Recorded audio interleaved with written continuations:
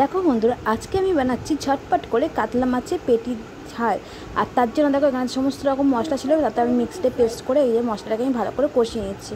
তার জন্য এখান থেকে পেরি তোমাদের সাথে সেখান থেকেই শেয়ার করছি বন্ধুরা। এই দেখো এখানে ছিল পেঁয়াজ, রসুন, আদা, কাঁচা লঙ্কা আর টমেটো সমস্ত রকম মশলা পেস্ট করে, আর এই যে কড়াইতে তেল গরম করে তার মধ্যে একটু কালো জিরে ফোড়ন দিয়ে আলুগুলোকে ভেজে নিয়েছিলাম, তার মধ্যে মশলাটা দিয়ে ভালো করে কষিয়ে নিচ্ছি। আর এই দেখো আলুগুলো একটু সিদ্ধ হয়েছে, হালকা হালকা সাথে একটু জল দিয়ে একটু ফুটিয়ে নেবো। তা ভিডিওটা কেমন লাগলো অবশ্যই তোমরা কমেন্ট করে জানিও বন্ধুরা। আর তোমরা কেমন করে মাছের ঝাল করো অবশ্যই কিন্তু কমেন্ট করে বলো বন্ধুরা। আর এই দেখো আলুগুলো সিদ্ধ হওয়ার জন্য আর একটু সামান্য আমি গরম জলই করেছিলাম, গরম জলটাই দিয়ে দিলাম তা ফুটতে। তারপর দেখো এখানে মাছগুলো ভেজে রেখে দিয়েছি।